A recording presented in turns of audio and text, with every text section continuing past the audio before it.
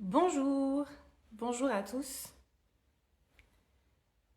et bienvenue sur notre premier live à mille et un mots qui sera sur le thème des émotions. Du coup, on va attendre un petit peu, quelques minutes, que vous vous connectiez un petit peu. Et puis, je vais en profiter pour accueillir aussi Gabriel, bien sûr, et puis notre invité qu'on va vous présenter.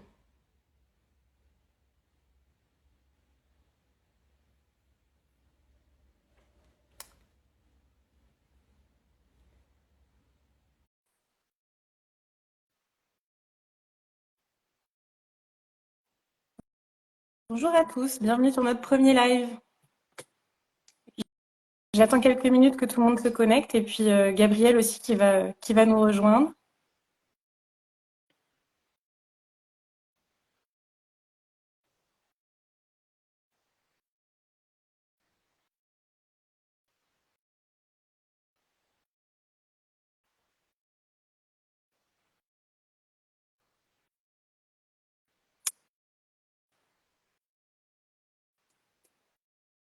Bonjour tout le monde, merci de nous rejoindre pour notre premier live mille et un mots.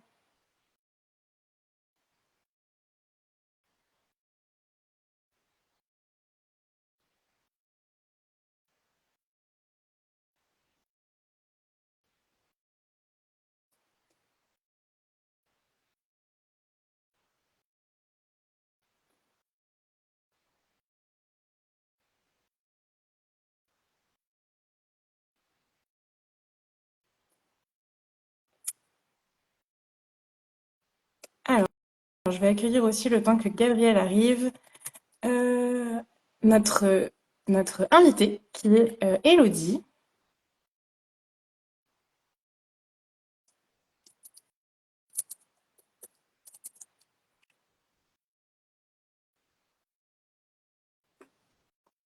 Salut Elodie.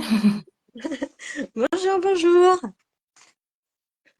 Donc, je vous présente Elodie Matre qui est notre invitée et qui est éducatrice. Et puis, on va attendre juste 2 petites minutes que Gabriel arrive. Et puis ensuite, on pourra démarrer et je te présenterai un petit peu. Puis, je te laisserai te présenter un peu plus, Elodie.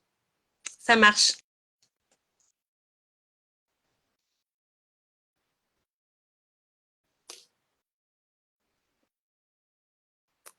En tout cas, c'est super. On voit que vous êtes nombreux à nous rejoindre. Donc, c'est chouette.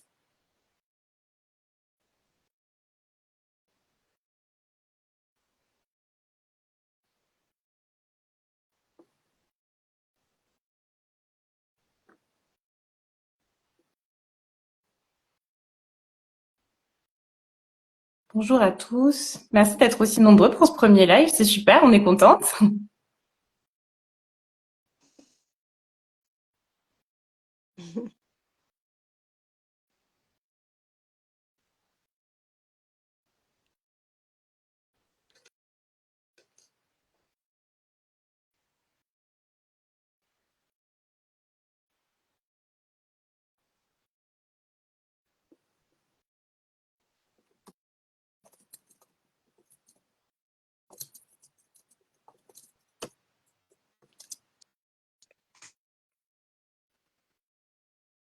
Peut-être attendre une petite minute et puis après on pourra démarrer.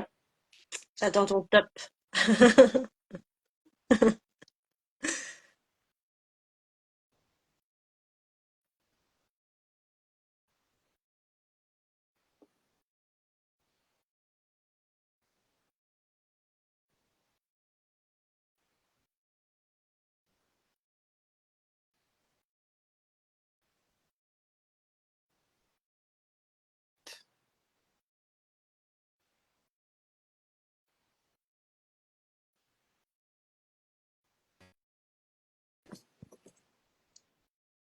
Ah voilà Gabriel, Bonjour. salut. Ça y est, on a réussi à se connecter toutes les trois. Bonjour tout le monde. Allez, on n'est pas au même endroit alors. Et non, moi je suis à Paris. Les filles, je sais plus dans quelle région vous êtes. Donc, moi, je suis dans le Loiret. Et moi je suis à Limoges, donc on est chacune d'un côté, mais on est toutes là ensemble pour répondre à vos questions aujourd'hui. Et du coup, on va pouvoir commencer. Donc aujourd'hui, pour parler des émotions, comme je vous disais tout à l'heure, on reçoit Elodie, qui travaille avec nous à Mille et un mots. où elle anime des ateliers et où elle accompagne aussi des familles. Et puis, par ailleurs, elle est aussi éducatrice à son compte. Donc, Elodie, est-ce que tu veux te présenter un petit peu, nous en dire un peu plus sur le sujet? Oui, bonjour à tous. Merci beaucoup pour ce live. Donc moi, je suis Elodie, je suis éducatrice de jeunes enfants. On dit aussi EJE. Donc les EJE ont une formation autour du développement et de la psychologie du jeune enfant, mais aussi dans l'accompagnement de leur famille pour soutenir les parents dans leur rôle de parents. C'est pas toujours évident d'être parent. On va bien. Donc voilà, donc moi dans mes activités là, je propose des espaces d'éveil et de bien-être entre enfants et adultes, là où on peut expérimenter, voilà, se rencontrer, construire, et puis solidifier aussi notre relation aux autres et puis au monde en général. Et donc voilà, donc j'ai créé mon entreprise Educolor et c'est complètement en lien avec les émotions. C'est avec l'idée que chaque émotion a une couleur et puis que ça ponctue notre quotidien. Voilà. Donc aujourd'hui, ouais, on va parler des émotions. C'est toute une histoire, les émotions, quand les enfants commencent à les exprimer fortement. Et donc, on va essayer de comprendre un peu ce qui se passe pour eux et peut-être voilà, vous donner des astuces, des conseils qui pourront vous aider dans le quotidien. Alors, j'en Et juste, rebondis. vas-y. N'hésitez pas dans le live.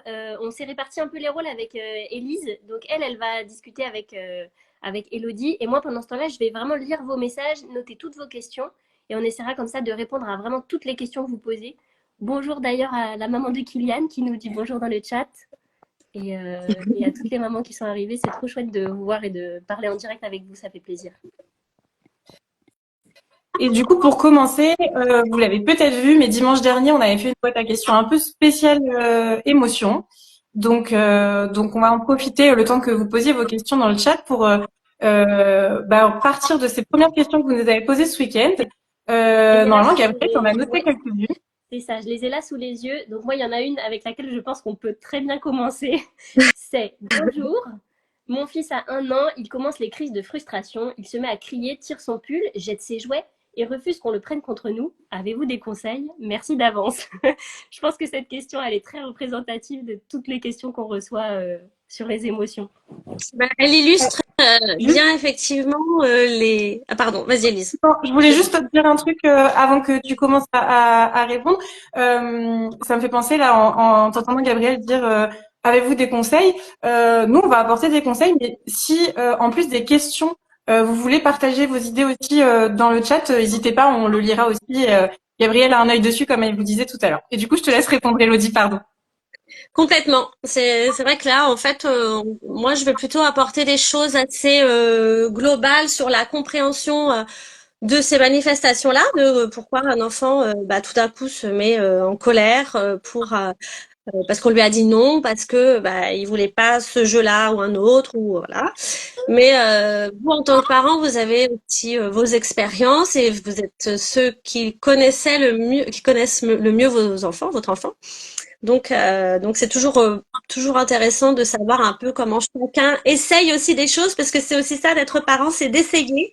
Et parfois ça fonctionne et parfois pas. Donc c'est là où on peut aller piocher un peu des conseils, des idées. Donc oui, ça représente bien comment un enfant peut se manifester quand il n'est pas d'accord ou pas content. Le fait de crier, de se mettre au sol. Parfois, les enfants peuvent aussi avoir des gestes agressifs comme taper ou mordre. C'est complètement normal. Hein, il y a pas. Maintenant, ce qui est bien à savoir, c'est que les enfants, ils ont donc un cerveau qui est en train de se développer. Et toutes leurs réactions vont être des réactions assez primaires, ce qu'on appelle les réactions où on peut pas réfléchir vraiment sur le coup. Donc, quand un enfant reçoit le non, pour lui, c'est comme si c'était une grosse catastrophe, quoi. Et donc, sa réaction, elle va être vraiment en lien avec ça.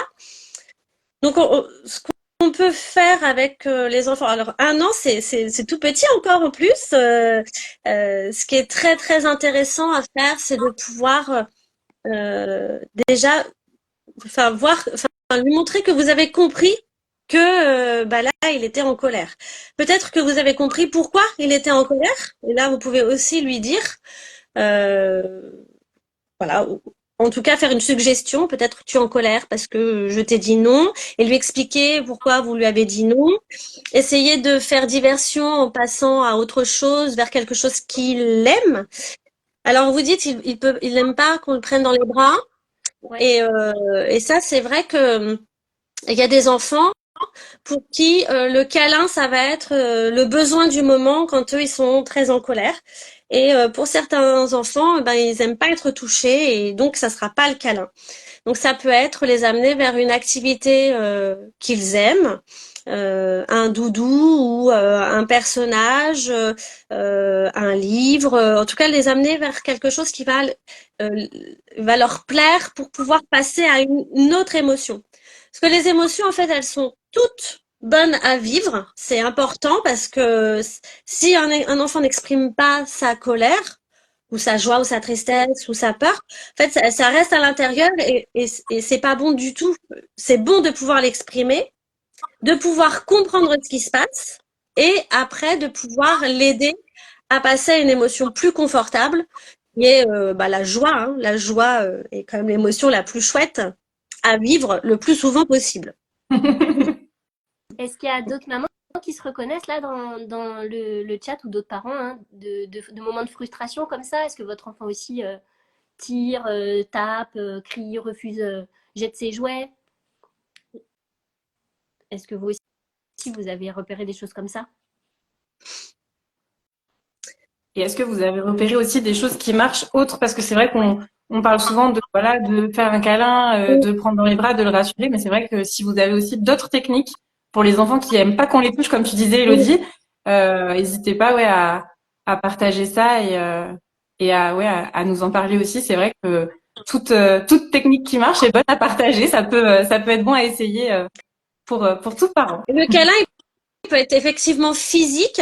Donc ça, on parle voilà du câlin où on enroule l'enfant. On sait que aujourd'hui on en parle beaucoup, mais 20 secondes d'un câlin, ça libère une hormone du bien-être et du coup ça peut calmer un enfant.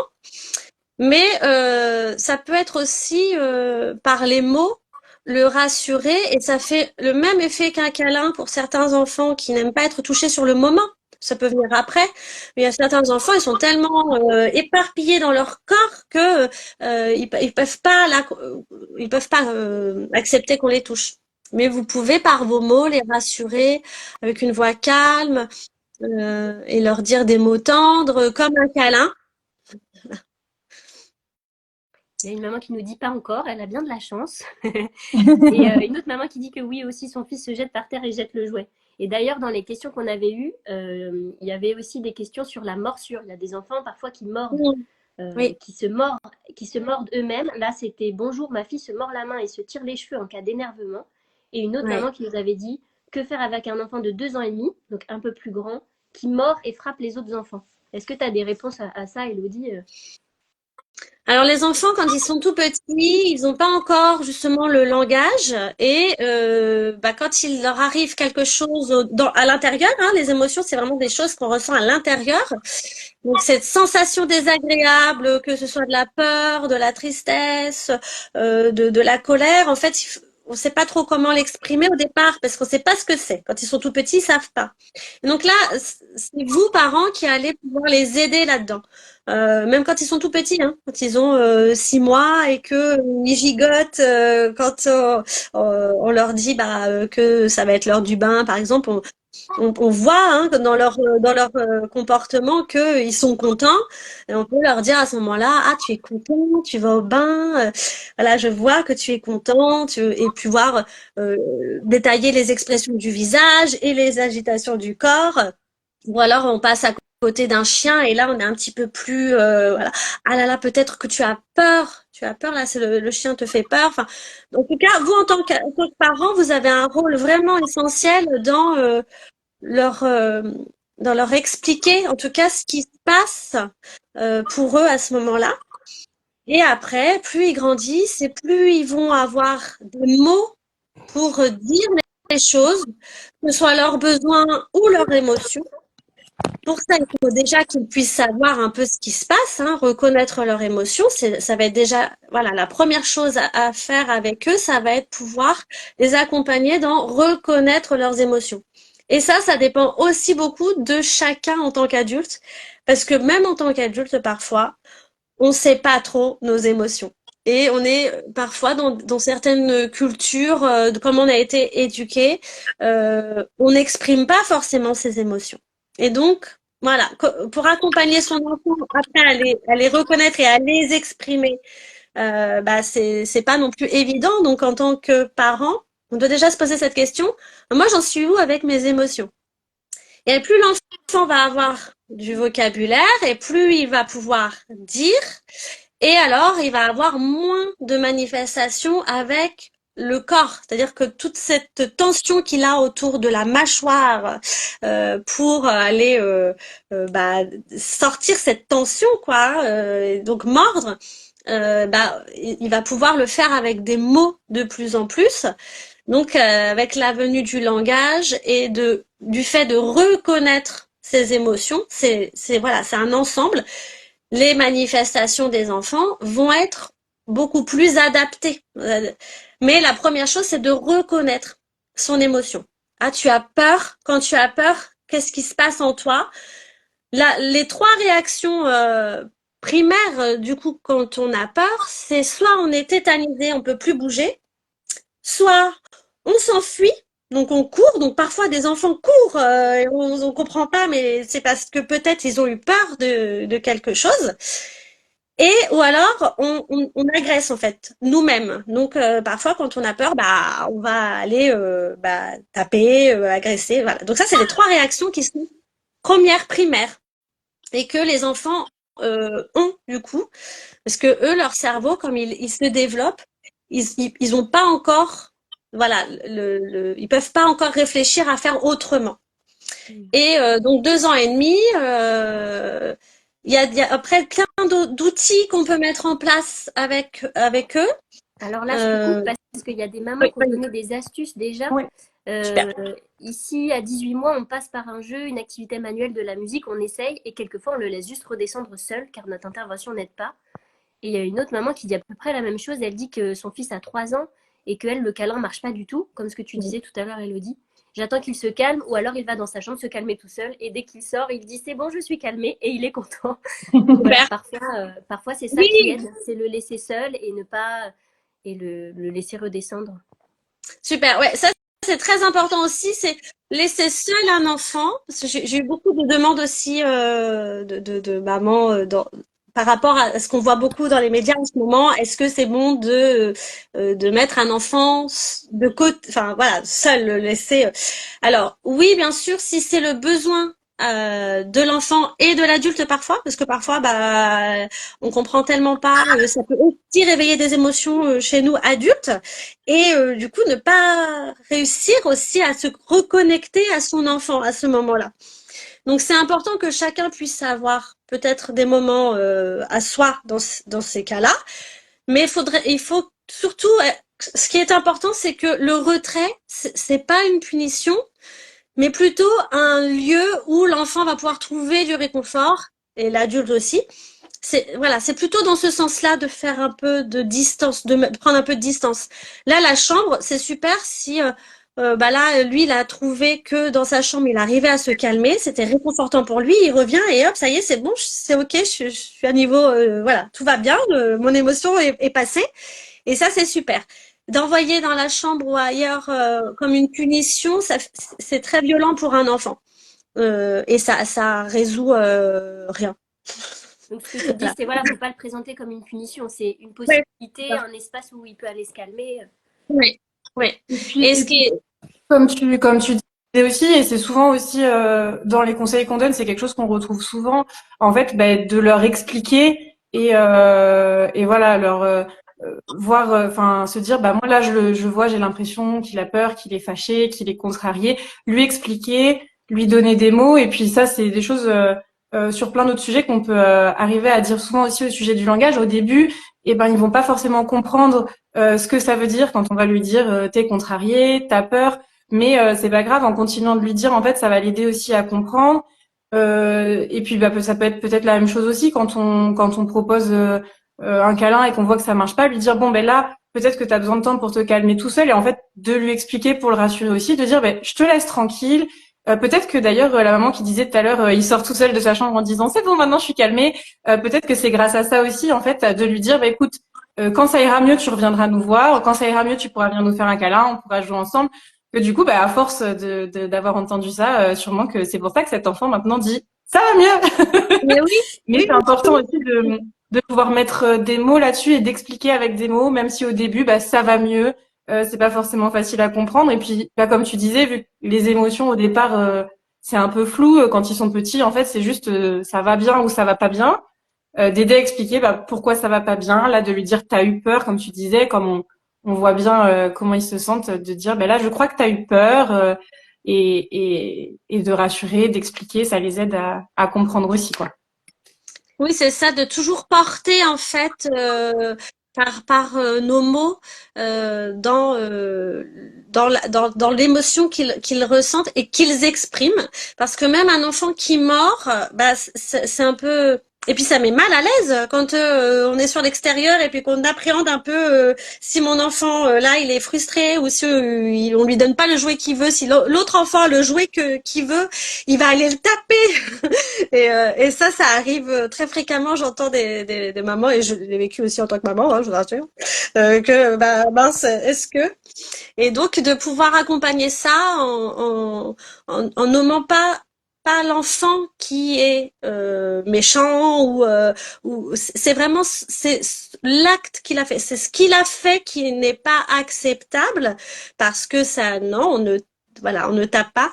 Là, voilà, c'est ce qu'il a fait, mais pas ce qu'il est lui. Lui, c'est un enfant qui apprend, qui évolue, qui essaye de comprendre ce qui se passe. Et donc, on va essayer de l'aider là-dedans, de l'aider à comprendre même ses propres actions. Parce qu'un enfant qui tape ou qui mord, c'est pas forcément, enfin c'est pas un enfant qui veut faire du mal ou voilà, c'est un enfant qui teste. Si là moi je veux ça.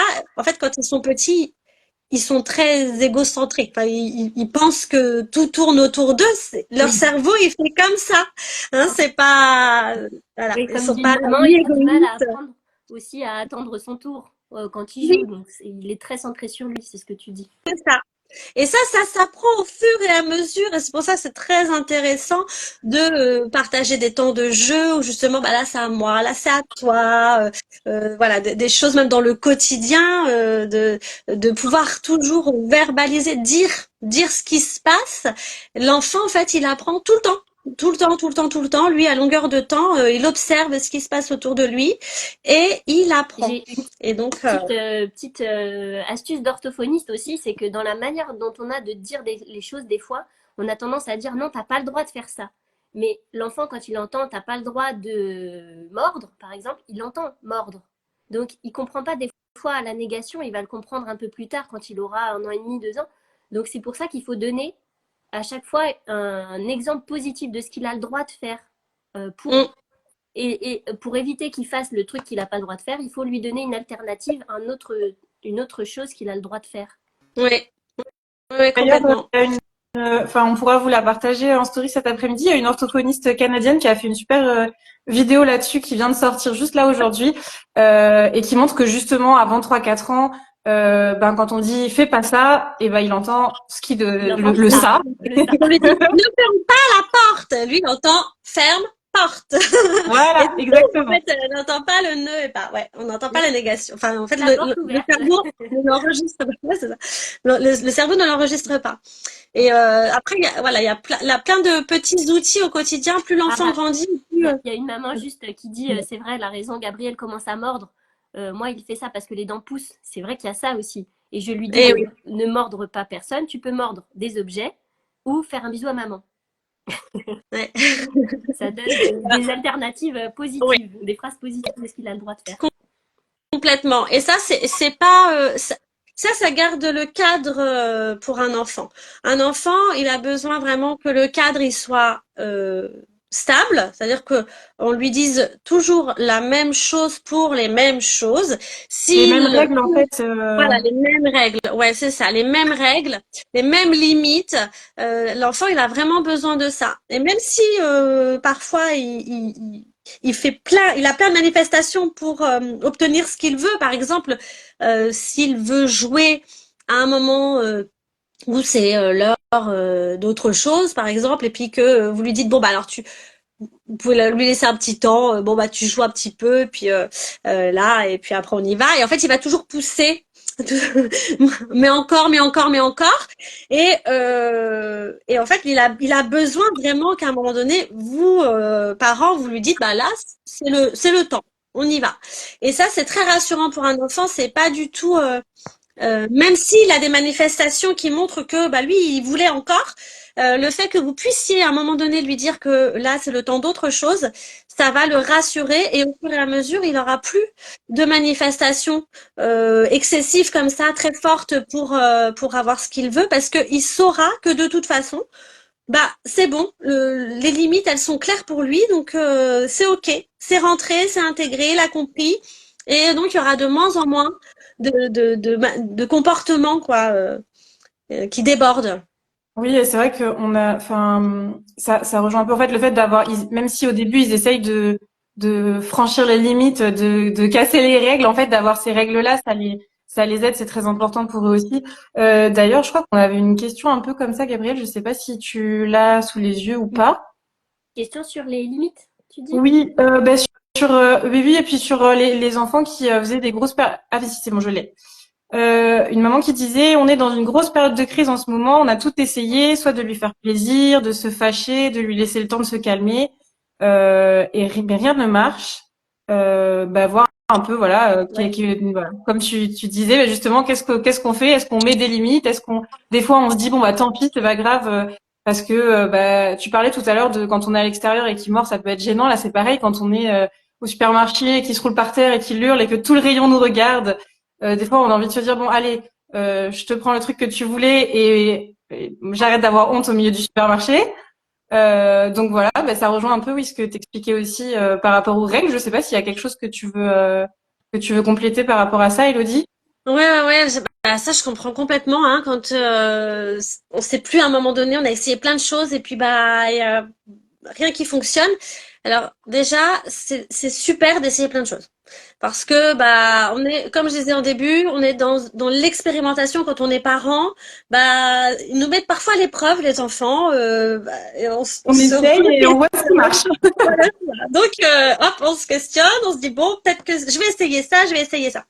Donc ça c'est super d'avoir en tête que on peut essayer plusieurs choses.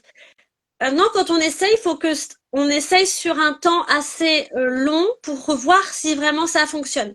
Parce que si vous essayez plein de choses, mais qu'en fait ça c'est plein de choses un peu à la suite, l'enfant il va pas savoir du tout sur quoi se reposer justement dans.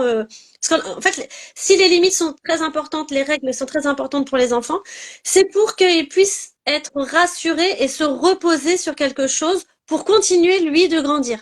Donc là, si c'est mouvant, vous voyez, si il y a plusieurs choses un peu à la suite, qu'il n'y a pas quelque chose qui tient sur un petit temps quand même, il va pas savoir. Il va pas savoir. En fait, c'est très insécurisant pour lui. Tu Et donc, conseillerais ça quoi, peut toi, par exemple, tenir sur une semaine ou sur oui, plusieurs semaines? oui, au moins sur une semaine. En fait, ça dépend des manifestations. Vous voyez, parce que quand on va parler du sommeil, de l'endormissement, quand on va parler, ça, Ah bah, c'est vraiment voilà sur j'attendais le moment pour aborder ce sujet-là, parce qu'on a eu une question tout à l'heure dans le chat. Une maman qui disait que son enfant a 13 mois et elle a des difficultés à gérer le moment du sommeil. Il est très agité, il ne veut pas se laisser endormir. Lâcher prise, hein, c'est difficile hein, aussi parfois. S'endormir, c'est lâcher prise. Pour lâcher prise, faut se sentir en sécurité, faut être rassuré, faut se dire qu'il va rien se passer quand on va fermer les yeux. Donc c'est peut-être un enfant qui est inquiet de quelque chose. Donc à voir s'il y a quelque chose qui peut l'inquiéter. Et effectivement, après, lui proposer un temps, un rituel. Les rituels, c'est bon pour les enfants de faire toujours la même chose sur à peu près les mêmes temps, hein, on va dire dans la demi-heure, parce que voilà. Mais un petit rituel du coucher où ça peut être une comptine, une petite histoire, un câlin, voilà, quelque chose, mais qui se répète Toujours dans tous le les même jours. ordre. Voilà, toujours dans le même ordre et tous les jours. Et ça, effectivement, faut au moins sur une semaine pour que ça puisse rassurer l'enfant, qu'il puisse le comprendre, l'intégrer. Mhm. Mais après, c'est difficile de dire sur quel temps, parce que si c'est, par exemple, on fait les courses une fois par semaine, et que c'est pendant le temps de course que je fais la même chose pour mettre le cadre, les limites et que après l'enfant puisse comprendre. Sur une semaine, ce sera pas assez parce que ça sera qu'une fois finalement. Eh oui. Donc là, il faut le faire vraiment sur plusieurs temps. Là, au moins sur un mois. Hein. Si c'est une semaine, enfin une fois par semaine, faut vraiment que ça se répète plusieurs fois, les mêmes actions plusieurs fois. C'est-à-dire, si vous essayez un truc, ça marche pas la première fois, et que vous essayez un autre truc la prochaine fois, en fait, c'est ça où ça va pas. C'est qu'il faut essayer, mais les uns après les autres, en ayant testé sur quand même plusieurs fois. Oui, donc en fait, si on veut essayer de trouver une solution qui marche, se dire, ben, j'essaye au moins 4, 5, 6 fois de proposer la même solution. Et puis si je vois que ça convient pas à mon enfant, ben là, je vais essayer une autre solution, pareil, pendant 4, 5, 6 fois. Et puis si c'est un truc qui arrive plusieurs fois dans la journée, bah on aura essayé 4, 5 fois dans la journée. Et puis si c'est un truc qui arrive toutes les semaines, il va nous falloir un mois ou un mois et demi pour essayer, quoi. C'est ça. Mais Ouais, ouais. En je tout pense cas, à il faut que quelque chose, l'enfant. et on n'a pas Vas-y. forcément cette question-là, mais si les mamans dans le chat, vous vous reconnaissez, vous me dites, quand son conjoint aussi fait pas la même chose que nous, ça peut être compliqué. Donc, Mm, essayer de s'accorder entre parents pour avoir la même réponse. mm, Quand un enfant, il fait une crise ou il s'énerve, il se met en colère, d'avoir de Ah, tenir les mêmes règles, quoi. ouais. mm. Oui, et puis Oui. ça évite aussi ça marche pas avec papa, j'essaye avec maman. Ce truc-là, ça marche pas avec maman, j'essaye avec papa. Je Oui, sais que ça va mieux marcher avec un qu'avec l'autre. oui, et en même temps, les enfants savent très bien. En fait, si les deux tiennent, pas sur le même. Là, je vais vous embrouiller, ça se trouve, mais euh, j'espère pas. Excusez-moi. Si les deux tiennent des choses sur chaque temps longtemps, en fait, si chacun pose son cadre, ses limites, l'enfant il repère ça. Il sait très bien qu'avec maman, ça sera comme ça, et avec papa, ce sera comme ça, et c'est ok. D'accord. Chacun peut avoir un peu sa différence en termes d'éducation. Ce qui perd les enfants, c'est quand ça fait tension entre les parents. Quand là, voilà, ça fait dispute. Quand on se comprend pas. Là, j'ai eu il y a pas longtemps l'expérience d'une maman qui me disait, bah moi, j'ai envie de donner des choix à ma fille. Voilà. Et en fait, elle est beaucoup reprise par ses beaux-parents Ah, et son conjoint qui les ne beaux-parents, c'est comprendrait une autre histoire encore. qui ne comprend pas pourquoi on donnerait un choix à une petite fille de 2 ans.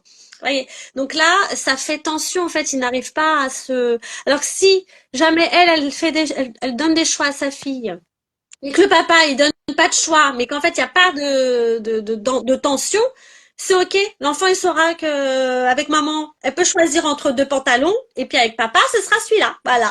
Et les enfants, non mais les enfants se retrouvent à partir du moment où c'est cohérent, où ça tient bon. Oui, donc en fait, même si c'est pas les mêmes règles, tant que c'est des règles qui conviennent à tout le monde, et ben il y a peut-être potentiellement les règles avec maman, les règles avec papa, et voilà. Oui, oui, oui, ça peut. Mais les beaux-parents, Oui, après c'est encore autre chose. mais parfois, les beaux-parents, ça fait comme un peu le regard de la société quand on est sur l'extérieur et puis que bah on se sent sous le regard de l'autre quand on fait. Et moi, donc j'ai envie de conseiller tous ces parents qui ont ce regard un peu sur eux, d'essayer de se mettre dans une bulle et de ne voir que leur enfant à ce moment-là.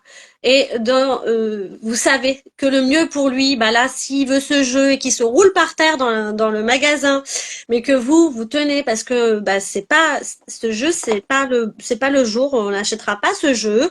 Donc mais à quoi tu veux jouer à la maison? Parce que là ce jeu il va rester dans le magasin. Mais à la maison, à quoi tu aimerais jouer? C'est quoi ton jeu préféré, etc. Voilà, essayer de faire diversion.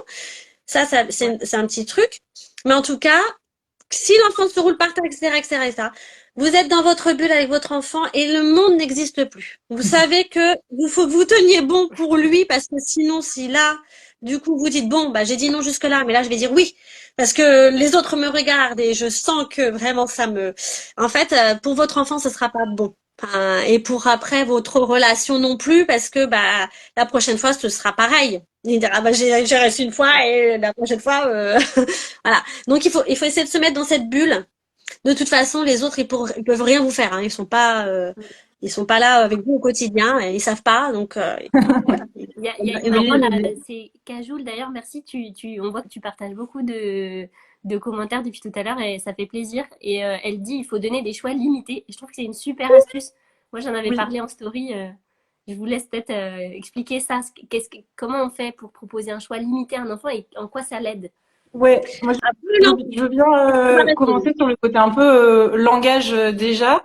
Bah déjà dans un premier temps, par exemple, si on dit juste tu veux jouer à quoi en rentrant, quand ils sont petits, bah des fois c'est un peu compliqué pour lui de se dire bah tiens à quoi je veux jouer, est-ce qu'il va trouver les mots. Donc au niveau langage déjà, ne serait-ce que ça pour les tout petits de dire par exemple bah voilà là on peut pas jouer à ça, mais en rentrant est-ce que tu voudras jouer à la poupée ou faire une construction? Est-ce que tu voudras faire un dessin? Est-ce que tu voudras lire un livre? De proposer en fait des choix. Alors comme tu disais, des choix limités. Faire 2 propositions par exemple. Puis si on voit que ça prend pas, bah proposer peut-être une autre chose. Mais déjà au niveau du langage, ça va être plus simple parce que bah du coup ça permet que l'enfant il se dise pas oula bah oui qu'est-ce que je veux faire. Mais vu qu'on lui a proposé soit est-ce que tu veux faire un dessin ou lire un livre, bon bah voilà il pourra dire dessin ou livre ou Lego, enfin bref, voilà. Après, Elodie, je te laisse compléter un peu sur le côté plus éduque. bah, ça, c'est complètement en lien aussi avec les émotions parce qu'un enfant, plus il va grandir, nous, en tant que parents, ce qu'on veut, c'est que son enfant, il sache se débrouiller seul au final, quand il sera plus grand. Alors bien sûr que quand ils sont tout petits, on se dit bon, se débrouiller tout seul, bon, pas trop. Hein, on aime bien aussi. Bah, ça dépend vraiment des parents. Hein, mais en tout cas, nous, notre rôle premier, c'est quand même de faire en sorte que son enfant puisse grandir, s'épanouir et être autonome, indépendant plus tard, sache faire seul les choses, qu'il n'ait pas besoin d'être assisté à longueur de temps.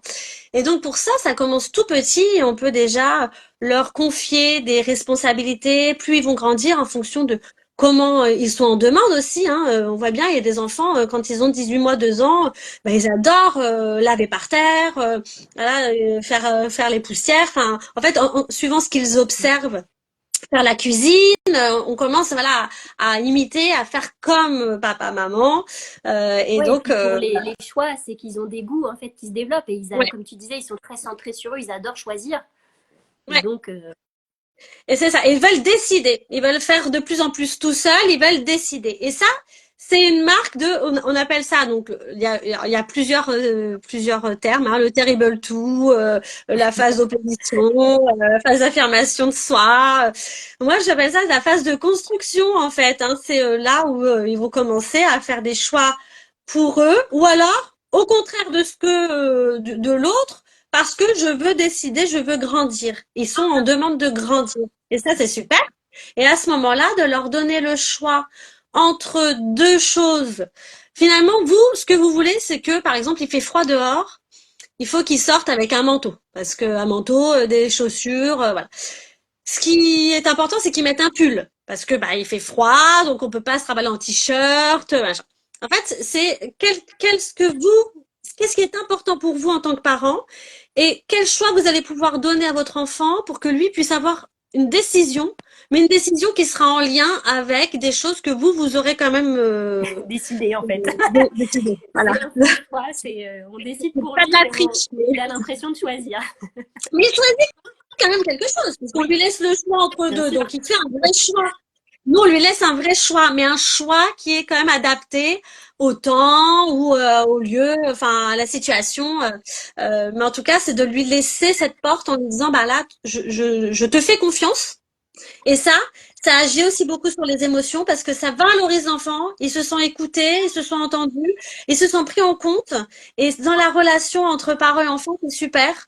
Et donc à des moments où parfois ça le submerge, et ben dans ces moments-là, vous avez cette complicité qui ressort. Et même parfois, en tant que parent, vous pouvez lui demander de l'aide. Là, je vois que tu es en colère. Je sais pas comment faire. Qu'est-ce que tu as besoin? Aide-moi à comprendre. Tu as besoin de quoi? Et au fur et à mesure, on va pouvoir lui proposer des choses dans ses besoins. Donc, j'ai peur. Bah, quand on a peur, bah, on peut avoir besoin de penser à quelque chose d'agréable, de rassurant pour ne plus avoir peur. Donc, ça va être peut-être son doudou, voilà, un jeu qu'il aime, qui le rassure, un livre, voilà. On va pouvoir l'aider comme ça. Et lui, il va pouvoir savoir au fur et à mesure qu'est-ce qui l'aide à aller mieux.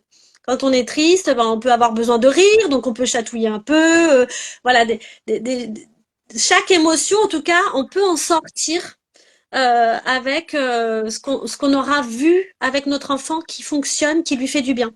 Et du coup, peut-être pour faire le lien aussi avec bah, justement proposer des choix et avec ce qu'on disait au début du live, ça peut être aussi, bah là, je vois que t'es pas content, t'es fâché. Est-ce que tu veux qu'on fasse un câlin ou est-ce que tu veux que je te laisse tranquille? Bon, là, pour le coup, ça lui laisse vraiment le choix. Mais par exemple, bah, il entend pas dans les propositions. Est-ce que tu veux tout jeter partout et te mettre à me mordre? Ça fait pas partie des propositions de choix. Donc, t'as le choix. Soit on fait un câlin, soit je te laisse tranquille, tu te calmes, tu prends le temps pour te calmer. Et puis oui, ça permet aussi. Bon, là, c'était un exemple un petit peu différent, mais un peu avec ce qu'on disait tout à l'heure. En fait, là où il a pas le choix, c'est mettre un pull. Après, que ce soit le pull jaune ou le pull bleu, c'est pas grave. Donc, s'il peut choisir quel pull il met, bah, il va être très content d'avoir choisi son pull comme un grand, d'avoir décidé lui-même et de dire ah ben c'est moi qui ai choisi mon pull. Et au final, oui, nous en tant que parents, on se dit bon bah tant mieux, il est couvert, on peut aller dehors, il aura pas. Éviter une crise. Ouais, voilà, et on aura évité la crise de non, pas ce pull. C'est les victoires. Je lis encore un commentaire de cette même maman, Kajoul, qui dit l'enfant fait la crise dans les magasins, il faut prévenir l'enfant avant d'aller au magasin. Et ça, on n'en a pas parlé encore dans les solutions qu'on peut apporter, c'est de prévenir. Oui, anticiper un maximum ce qui se passe pour l'enfant, de pouvoir lui dire tout ce qui va. Un enfant, ça a vraiment besoin de savoir en plus qu'est-ce qui va arriver pour lui. Il n'a pas la notion du temps, donc c'est très insécurisant pour lui. Mais en tout cas, de savoir qu'il y a des étapes, il y a des choses qui vont se faire les unes après les autres, c'est très rassurant. Donc si vous allez dans les magasins, si vous allez rendre visite à quelqu'un, en fait, à chaque fois qu'il y a quelque chose qui se passe pour lui, où il va être présent, de lui expliquer, de lui verbaliser, de lui dire ce qui va se faire. Et vous pouvez aussi, à ce moment-là, effectivement, lui dire, nous allons aller faire les courses, on va aux courses, on va dans les magasins, nous allons acheter à manger. Peut-être qu'il peut choisir quelque chose que vous avez prévu d'acheter qu'il aime, mais que c'est lui qui va aller le choisir avec sa petite liste de courses, enfin, suivant l'âge qu'il a, comment, voilà, le faire participer aussi aux courses, mais il n'y aura pas forcément de jeux, de sucreries ou des choses que vous n'avez pas prévues, mais en tout cas de lui dire avant, effectivement, ça peut éviter une crise comme vous Et dites. puis à ce sujet aussi, bah, Gabriel, on a parlé un petit peu dans des vidéos qu'on a postées cette semaine, je crois. Et puis je voyais une maman qui disait aussi tout à l'heure, les pictogrammes, ça peut aider. Alors ça peut être des pictogrammes, ça peut être des photos, mais de dire par exemple, bah, on va aller dans le magasin. Donc en fait, l'idée c'est de proposer des petites images, quelques petites images à l'enfant, par exemple, je sais pas, une image de la voiture, une image du magasin, une image de la caisse du magasin, et puis à nouveau une image de la voiture ou de la maison, pour qu'en fait, en plus de lui expliquer avec des mots, il puisse voir aussi, et puis à la limite, étape par étape, on barre petit à petit ou on enlève petit à petit les images, de se dire, ok, là on a pris la voiture, regarde maintenant, t'as vu, on est arrivé au magasin, bah c'est le moment de faire les courses. Ça peut être aussi, par exemple, tu disais la liste de courses, bah, de dire, moi je choisis les légumes et pendant ce temps-là, toi tu pourras réfléchir, est-ce que tu veux qu'on prenne des yaourts à la fraise ou à la banane? Comme ça, hop, il a choisi quel yaourt on prend. Il n'y a pas l'option, on choisit un jouet. Et puis après, bah regarde, là maintenant, on a fini les courses, on va payer à la caisse, on reprend la voiture, on va à la maison. Des fois, c'est des étapes vraiment toutes petites. Comme voilà, on prend la voiture pour aller au magasin, mais en fait, c'est des toutes petites étapes où nous, on se dit oui, bon bah on va faire les courses. Mais en fait, pour un enfant, bah mettre le manteau, prendre la voiture, aller chercher le caddie, faire les courses, bah c'est plein de petites étapes qui peuvent leur être expliquées aussi pour les rassurer. Et le fait de savoir que bah après, par exemple, on va rentrer jouer à la maison ou des choses comme ça ça les aide aussi à mieux savoir voilà ce qui va se passer et comment mieux le vivre. Complètement. Les images, c'est très parlant pour les enfants. Euh, dans les premiers temps, ils sont beaucoup plus sensibles à ce qu'ils vont voir appuyés hein, par tout ce qu'on va leur dire. Mais en tout cas, ils comprennent mieux quand il y a la parole plus l'image. Donc effectivement, même quand je pensais aux médecins, il y a des enfants qui ont peur d'aller chez le médecin, qui peuvent et là de leur montrer une photo, une image avec le médecin, de pouvoir leur expliquer, de pouvoir même parfois les préparer à être un peu manipulés au niveau du corps, ça peut les rassurer au niveau de leurs émotions, ça aussi, oui. Je complète, on n'est pas obligé aussi d'avoir des images ou des photos, des fois juste un dessin. Si on le fait Oui. devant l'enfant, on lui dit c'est le docteur. Il voit bien qu'on a dessiné ensemble et qu'on a dit c'est le docteur, il sait que c'est ça. Donc on n'est pas obligé Oui. de. Oui, Et même si on dessine pas hyper bien, on fait un petit bonhomme en disant c'est le docteur. En général, si on est d'accord pour dire que c'est le docteur, ça marche. Et il y a des mamans qui parlent de la crèche aussi, que la crèche c'est compliqué parce que sa fille veut pas y aller et qu'elle lui dit que c'est pas une option.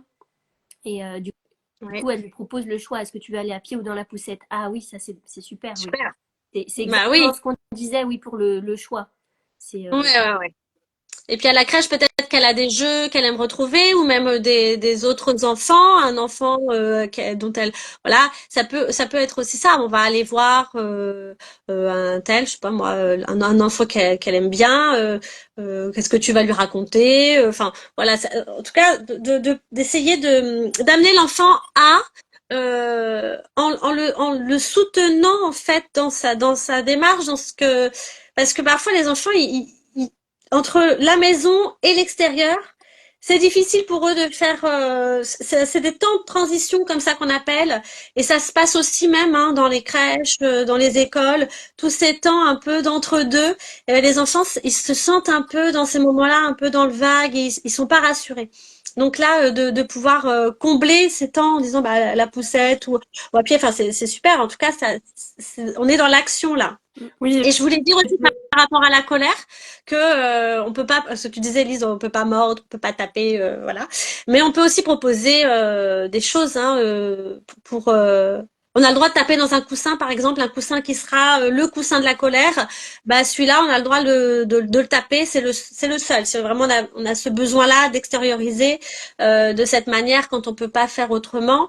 C'est ok, mais pas sur les autres, quoi. Bah, c'est oui, ce que disait un peu la maman tout à l'heure aussi. Bon, alors c'était parce qu'elle faisait les dents, mais ça marche aussi pour les moments en colère, de dire, bah, en fait, tu peux pas mordre les gens, mais si tu as vraiment besoin de mordre, tu peux mordre cet objet-là qui est fait pour et qui sert à passer la colère, à passer la colère dessus ou à faire ses dents dessus si c'est le moment des dents. Mais en tout cas, même, oui, effectivement, ça peut marcher aussi avec la colère. il est 14h18, on avait prévu de s'arrêter à 14h30.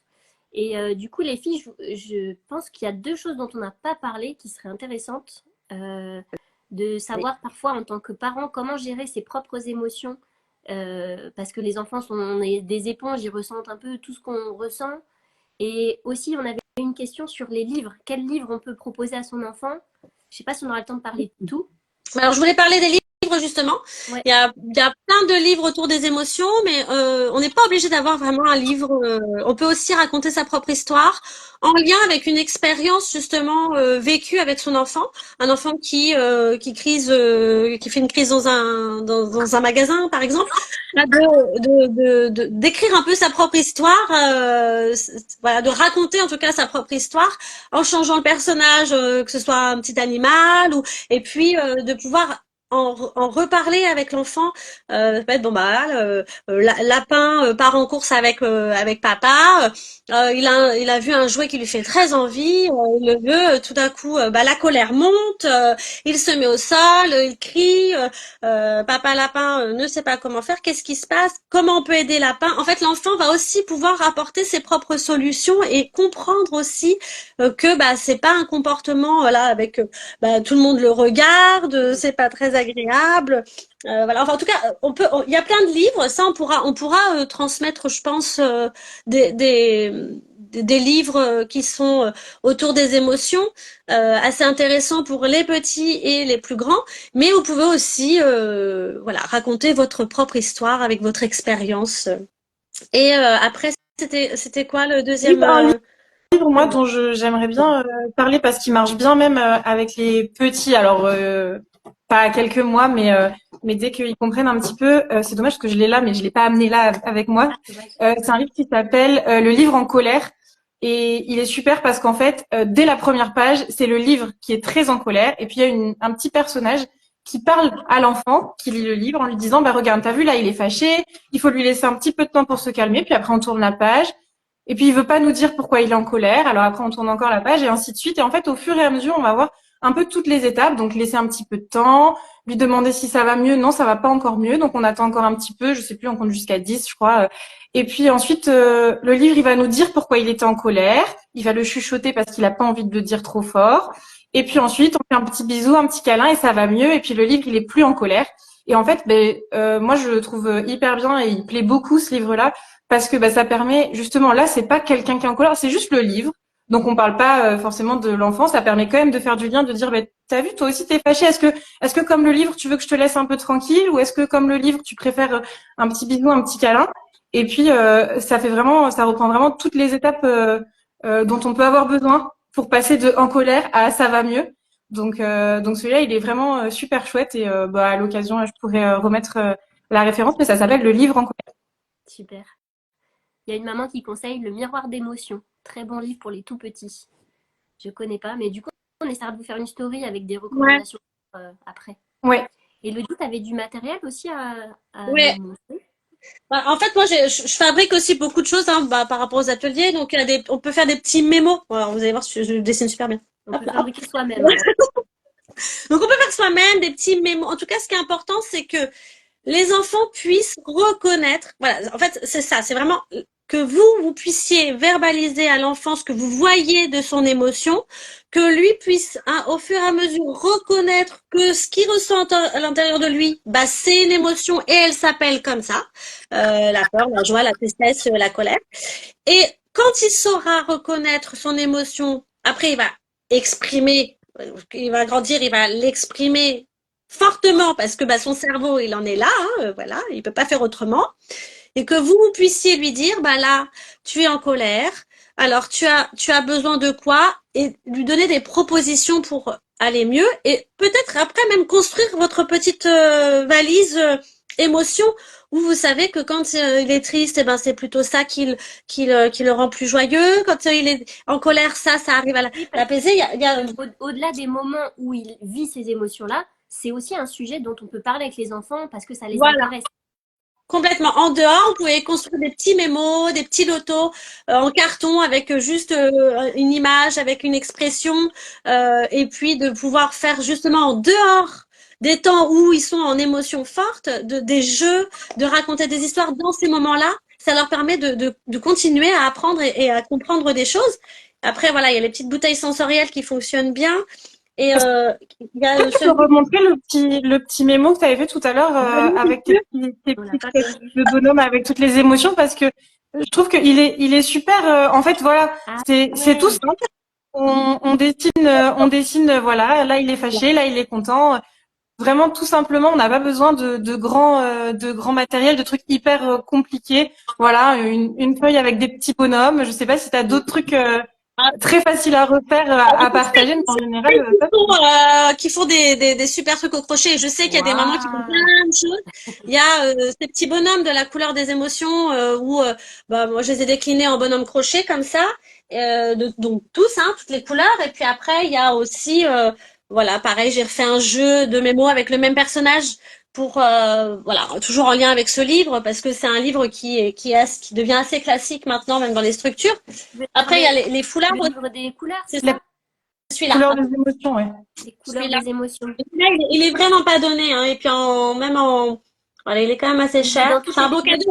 Je pense. Il est très. Oui, il est dans les bibliothèques, effectivement. C'est un livre pop-up fragile à faire ensemble. En plus, j'adore ça. Il existe aussi en pas pop-up un peu moins fragile. C'est un peu moins drôle, mais c'est un peu moins fragile. Donc, par exemple, si c'est celui de la bibliothèque, C'est pas grave parce que moi j'ai la version plus résistante. Trop bien. Mais en tout cas, c'est vrai qu'il est chouette. Après, oui, ça se trouve facilement, je pense, à la bibliothèque.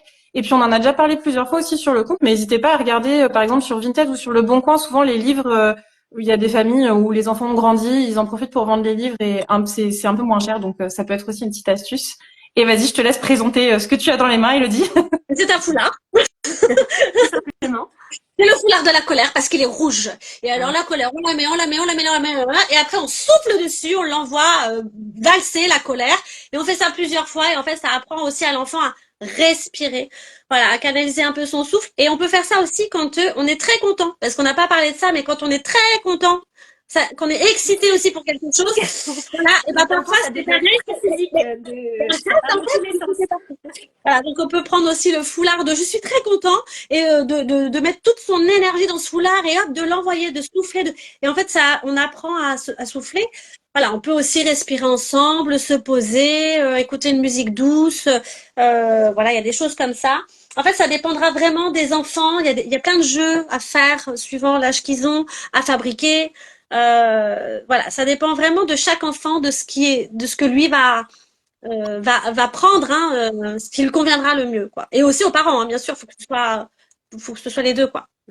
Et juste pour terminer, du coup, je profite du fait que tu aies parlé du fait que des fois on est très excité, on est très content parce que là, à l'approche des vacances de Noël, je pense que ça va parler à plein de parents aussi. Et que donc, comme tu disais au début, toutes les émotions sont bonnes à vivre, toutes les émotions sont bonnes à savoir aussi gérer. Et même si être content, c'est une super émotion positive, on essaie d'être content le plus souvent possible, c'est aussi, ça arrive aussi que des fois on est tellement content que ça devient trop et donc c'est pour ça c'est super que tu aies pu dire ça, voilà, quand des fois on est un peu trop content et trop excité, ça peut être trop justement, donc apprendre à gérer ça aussi, surtout là à cette période ou alors avant les Oui, anniversaires ou des choses comme ça, oui. c'est des choses qu'on retrouve et qui sont importantes à savoir gérer aussi. Et ça, vous pouvez en parler aussi de cette période un peu particulière avec les enfants où peut-être ils vont voir plus de monde que d'habitude, ils vont peut-être bouger. Il va y avoir aussi, ils vont se coucher un peu plus tard. Il va y avoir cette effervescence aussi avec peut-être les cadeaux. Et ça, c'est des choses que vous pouvez aussi parler avec eux, que c'est une période spéciale, qu'il va se passer des choses, et puis de leur permettre d'avoir des moments de repli un peu où ils peuvent retrouver un semblant de quand même d'ordinaire les concernant, quoi, un petit espace où ils peuvent se poser, ou voilà, en tout cas de leur parler beaucoup. Ouais. Et voilà, là aussi, faire des petites explications et expliquer, mettre des petites images ou des choses comme ça, ou des petits dessins tout simples pour expliquer comment ça va se passer. Et aujourd'hui, on voit papier mamie et demain, on va rentrer à la maison, etc., etc. Voilà. Après, je sais pas, je pense qu'on a fait un petit peu le tour. Alors, on n'a pas pu traiter toutes les questions parce qu'on avait qu'une heure. Il faudra qu'on fasse un deuxième live sur les émotions. Et puis on voit bien que ça touche aussi les adultes et c'est ça aussi, ouais, c'était ça. Comment on peut faire avec ses propres émotions? Bah c'est ce que je disais, hein. En fait, c'est vrai qu'on n'a pas toujours été habitué à faire aussi avec nos propres émotions et donc pour accompagner nos enfants, c'est pas toujours évident. Et c'est de faire le même travail que son enfant. Hein. Et oui, faut prendre soin de soi quand on est une Voilà. maman. On peut vite être débordé et du coup se laisser dépasser par notre colère parfois. Donc Ouais. prenez soin de vous, c'est important. Enfin, je dis les mamans, mais il y a un papa aussi en plus dans le chat. Je suis désolée, mais les mamans. Non mais en tout cas, on peut. Ouais. Et on peut dire qu'on est en colère parfois hein, à son enfance, c'est ok. Et même d'avoir parfois des réactions qui sont pas adaptées sur le moment, c'est pas grave, ça arrive à tout le monde. L'important c'est de pouvoir redire. Bah là, j'étais en colère, j'ai réagi, voilà, j'étais en colère, mais en reparler, revenir sur ce qu'on pense qui n'a pas été adapté sur le moment, c'est très important. Bah, merci beaucoup, Elodie. Du coup, on va terminer là-dessus ce premier live. Merci à tous les parents qui ont pu participer dans le chat, qui ont relancé les échanges et qui ont pu partager leurs astuces. Merci beaucoup, Elodie, d'avoir Merci à participé vous. Hein. à ce live. Merci Et pour puis, vos messages. on va le laisser, normalement, on va essayer de le laisser en rediffusion. Donc, si vous le regardez à un autre moment que pendant la diffusion en direct, n'hésitez pas aussi à réagir en commentaire pour partager vos astuces avec les autres parents. Et puis, écoutez, bon après-midi et à très bientôt. Au revoir. Au revoir.